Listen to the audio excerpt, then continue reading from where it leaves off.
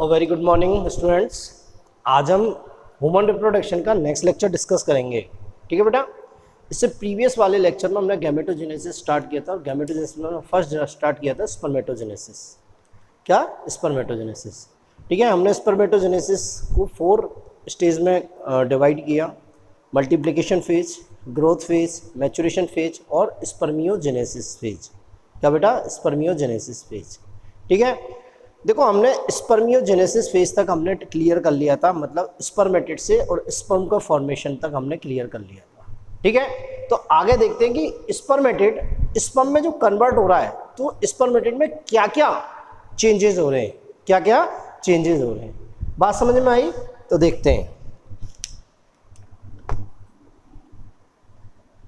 Spermatid किस में convert हो रहा है? स्पर्म में। इस प्रोसेस को क्या बोलते हैं? स्पर्मियोजेनेसिस।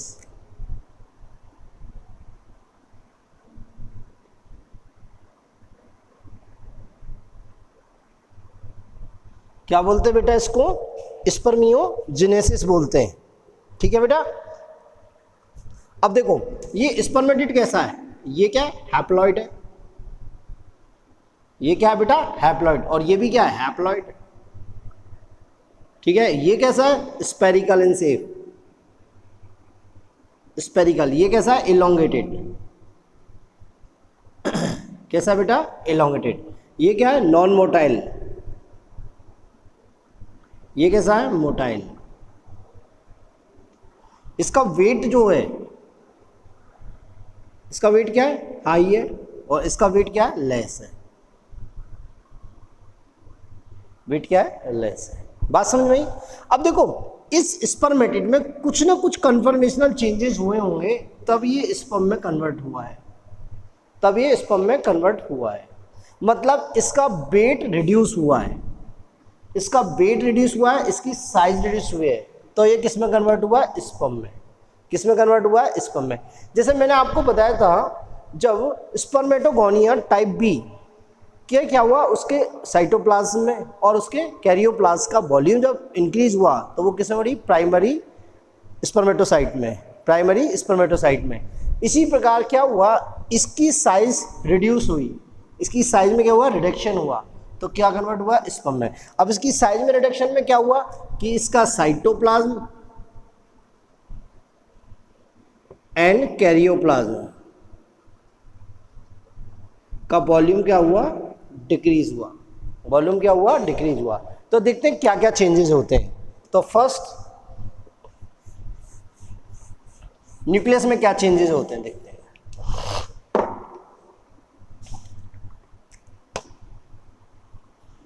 Change in nucleus. किसका न्यूक्लियस है? ये स्पर्मेटिड का है। देखो बेटा क्या हुआ कि हमें पता है न्यूक्लियस में क्या क्या है। न्यूक्लियस में क्या है? डीएनए है, आरएनए है, हिस्टोन है और नॉन हिस्टोन प्रोटीन। डीएनए के अलावा आरएनए, हिस्टोन, नॉन हिस्टोन, इन प्रोटीनों को क्या कर दिया है कि बॉडी से एक्सक्रीट आउट कर दिया जाता है, या स्पर्म से एक्सक्रीट आउट कर दिया जाता है, स्पर्मेटिड से एक्सक्रीट आउट कर दिया जाता है। बात मेरी क्लियर है? तो किस किस को? Histone, non histone and RNA. DNA के अलावा इनको क्या कर दिया जाता है? एलिमिनेट कर दिया जाता है। और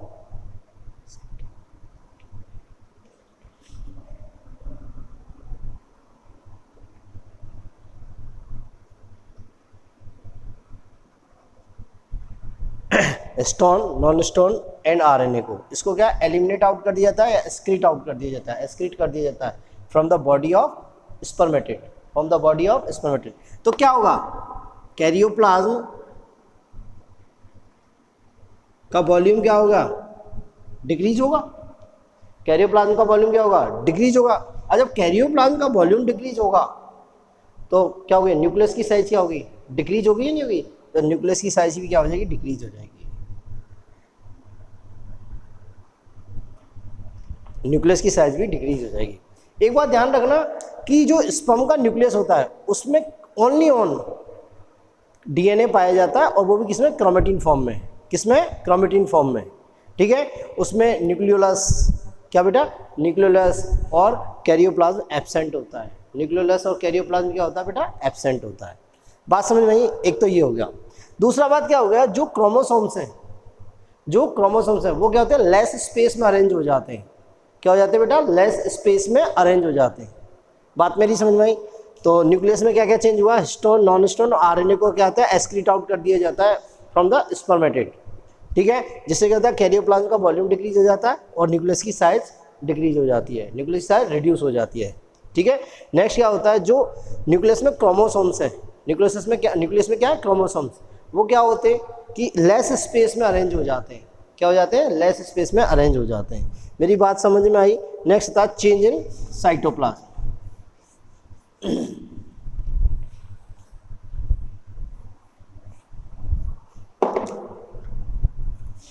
change in cytoplasm.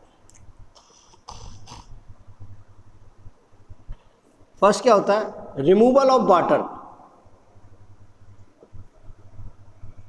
From cytoplasm. क्या बेटा, removal of water from cytoplasm. यदि साइटोप्लाज्म से वाटर का एलिमिनेशन हो जाएगा या एक्सक्रीट आउट हो जाएगा या फिर उसका रिमूवल हो जाएगा तो साइटोप्लाज्म का वॉल्यूम डिक्रीज होगा। जब साइटोप्लाज्म का वॉल्यूम डिक्रीज होगा तो सेल्स की साइज भी डिक्रीज होगी, सेल की साइज भी डिक्रीज होगी। सेकेंड क्या होगा, जो साइटोप्लाज्म में गोल्जी बॉडी है वो किस में कन्वर्ट हो जाएगी, वो एक्रोसोम में कन्वर्ट हो जाएगी। किस में बेटा, एक्रोसोम में कन्वर्ट हो जाएगी। एक्रोसोम क्या है, कैप लाइक स्ट्रक्चर है। एक्रोसोम क्या बेटा, कैप लाइक स्ट्रक्चर, जो कहाँ प्रेजेंट होती है, above the nucleus, above the nucleus. बात समझ में आई? तो क्या कह सकते हैं कि ये गोल्जी बॉडी स्पर्म के न्यूक्लियस के ऊपर, स्पर्म के न्यूक्लियस के ऊपर कैप लाइक स्ट्रक्चर का फॉर्मेशन करती है। इसे क्या बोलते हैं, एक्रोसोम। क्या बोलते हैं बेटा, एक्रोसोम। ये एक्रोसोम जो होता है ना, इसमें क्या होते हैं बेटा, लाइटिक एंजाइम होते हैं। क्या होते हैं बेटा, लाइटिक एंजाइम होते हैं, जिन्हें क्या होते हैं, स्पर्मोलाइसिन।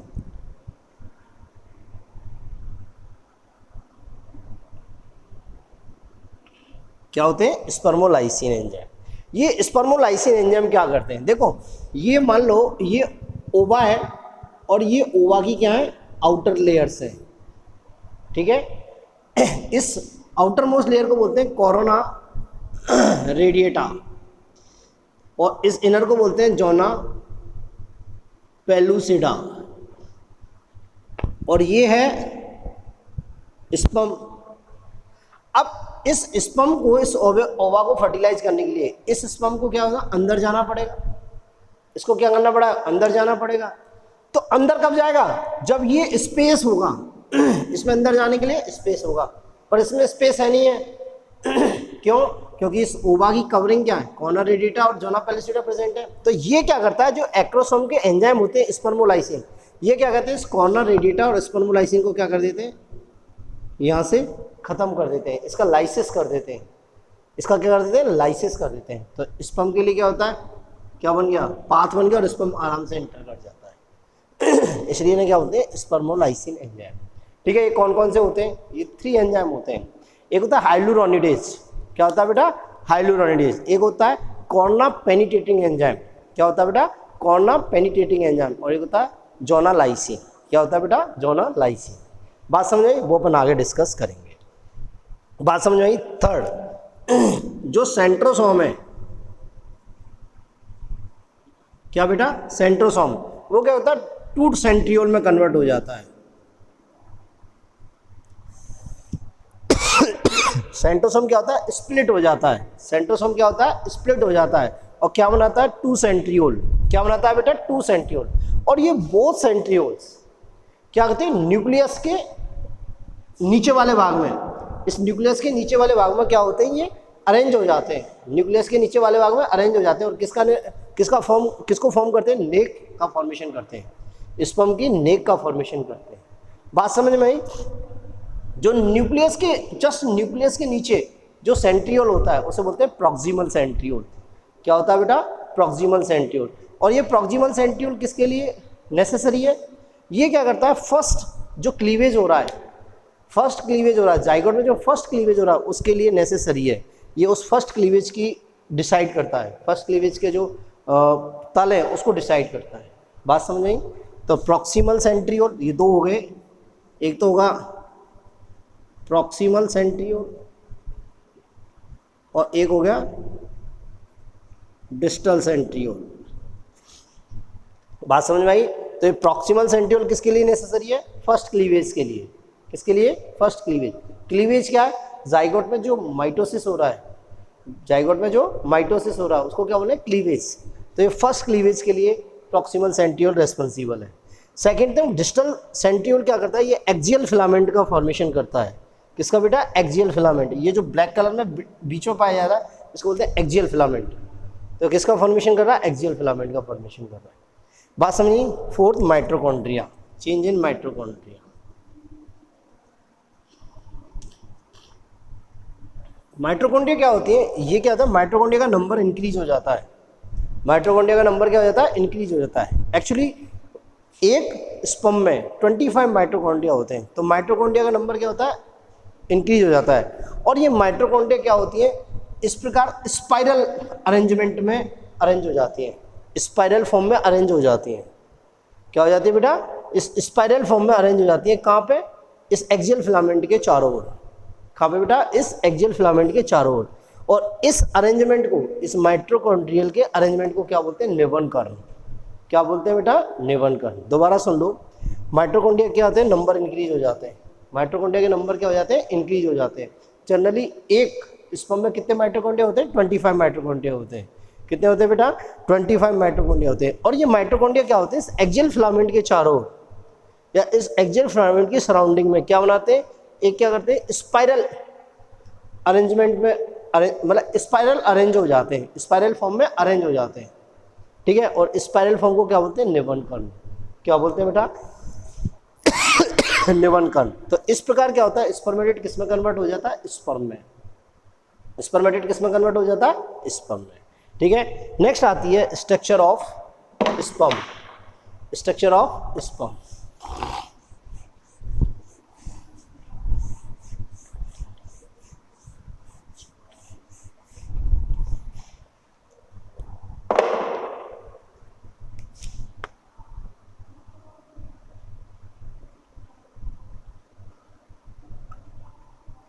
देखो ना, स्ट्रक्चर ऑफ स्पर्म।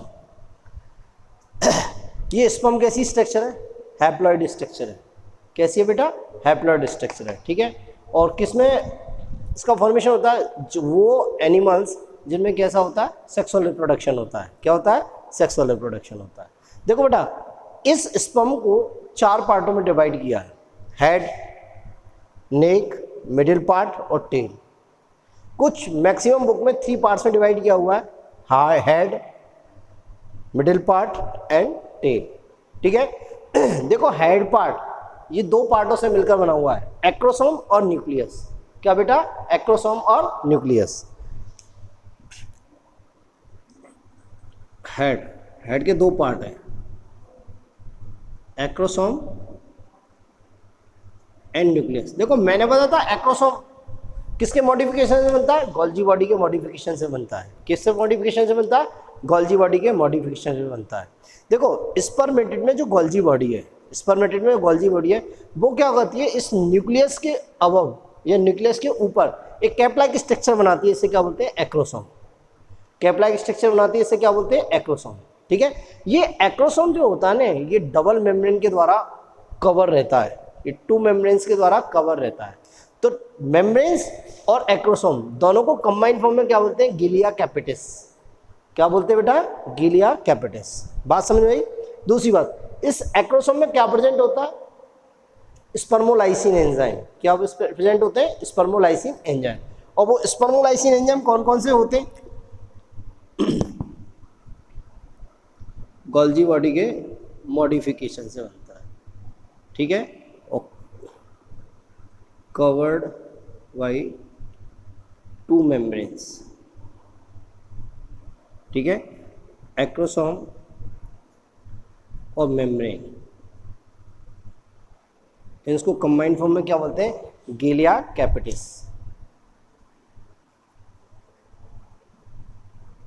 क्या बोलते हैं बेटा, गिलिया कैपिटिस। बात समझ में आई। इस एक्रोसोम में क्या होता है, लयनकारी लाइटिक एंजाइम होते हैं। क्या होते हैं बेटा, लाइटिक एंजाइम, जिन्हें क्या बोलते हैं, स्पर्मोलाइसिन।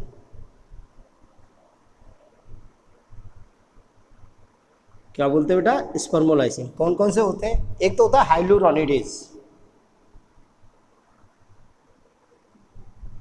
क्या होता है बेटा, हाइलुरोनिडेज। दूसरा होता है कॉर्ना पेनिट्रेटिंग एंजाइम,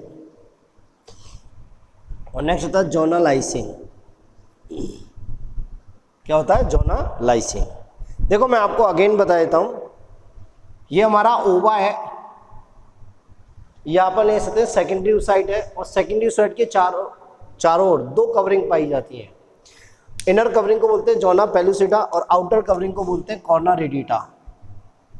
क्या बोलते हैं, कॉर्ना रेडिटा, कॉर्ना रेडिटा, और इसको बोलते हैं जोना पेलुसिडा।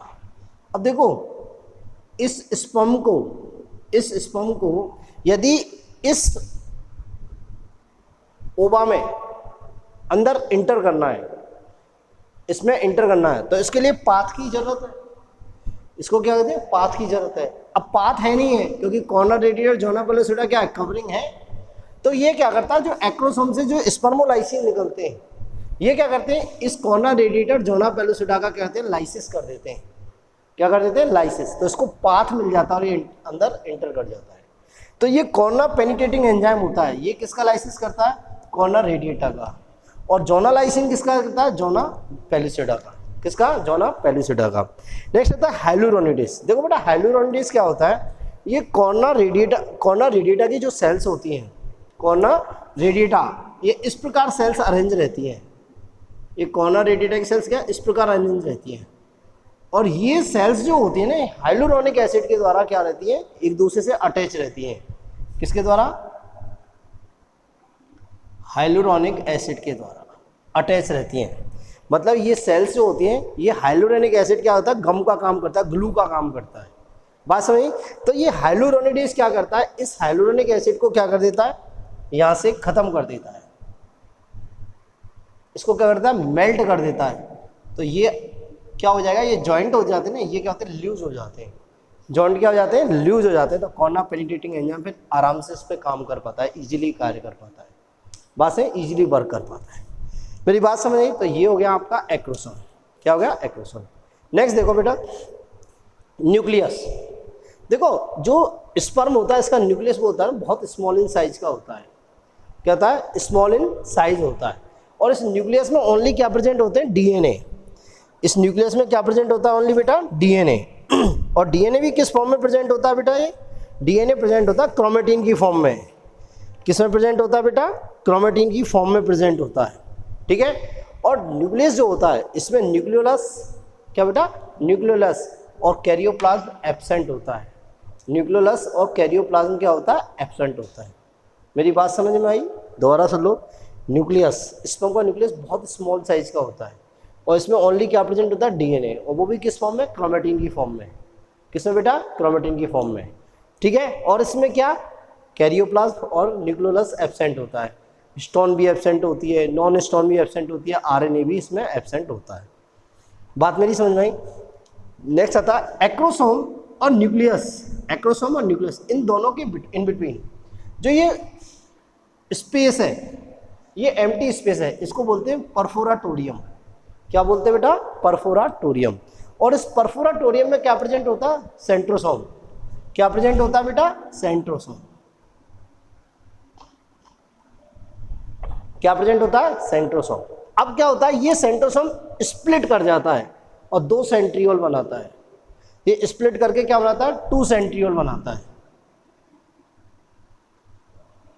ये सेंट्रियोल इस न्यूक्लियस के नीचे, इस न्यूक्लियस के बिलो में क्या हो जाते हैं, अरेंज हो जाते हैं। क्या हो जाते हैं, अरेंज। और क्या बनाते हैं, इस स्पर्म की नेक का फॉर्मेशन करते हैं।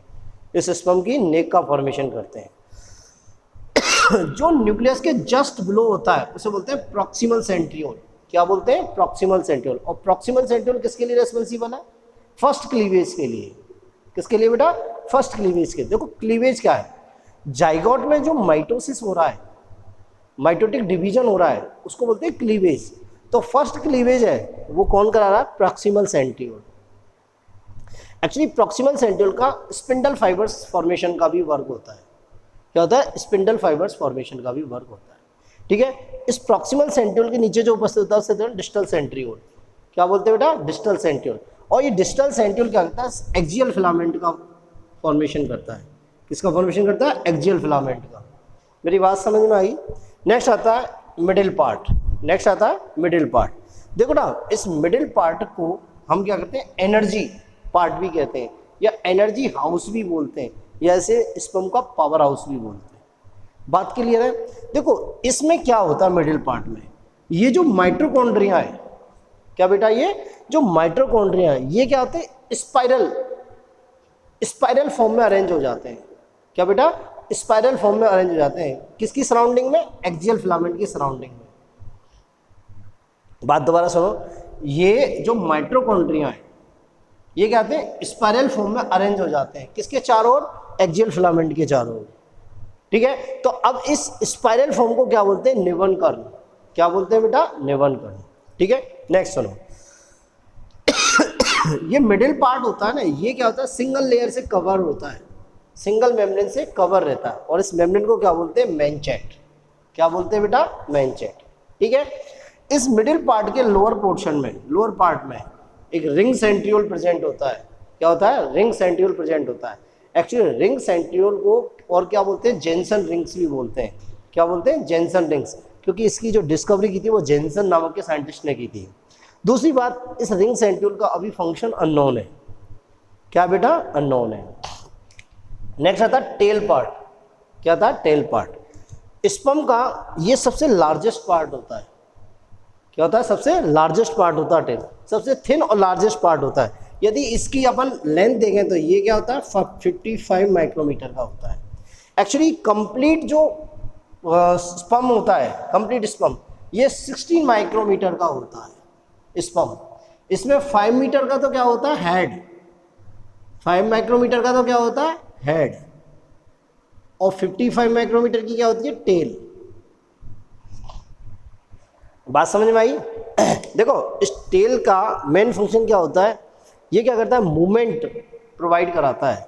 इस स्पर्म को क्या प्रोवाइड कराता है, मूवमेंट प्रोवाइड कराता है। मेरी बात क्लियर है। दूसरी बात, इसके दो पार्ट होते हैं, एक होता है मेन पार्ट और एक होता है एंड पार्ट। एक तो होता है मेन पार्ट और एक होता है एंड पार्ट। देखो बेटा, इस मेन पार्ट में जो माइक्रोट्यूब्यूल्स होती हैं या प्रोटीन जो होती हैं, उनका अरेंजमेंट कैसा होता है, 2+9+2 की फॉर्म में। इस मेन पार्ट में जो माइक्रोट्यूब्यूल्स या प्रोटीन का जो अरेंजमेंट होता है वो किस फॉर्म में होता है, 2+9+2 की फॉर्म में। और एंड पार्ट में, क्या बेटा, एंड पार्ट में जो ये माइक्रोट्यूब्यूल्स या प्रोटीन का जो अरेंजमेंट होता है वो किस फॉर्म में होता है, 0+9+2 की फॉर्म में। 0+9+2 की फॉर्म में। मेरी बात क्लियर है। ठीक है, तो ये हुआ आपका स्पर्म। ये क्या हुआ, स्ट्रक्चर ऑफ स्पर्म। बात समझ में। ठीक है, आज के लिए यहाँ तक, बाकी नेक्स्ट लेक्चर में डिस्कस करेंगे। थैंक यू बेटा।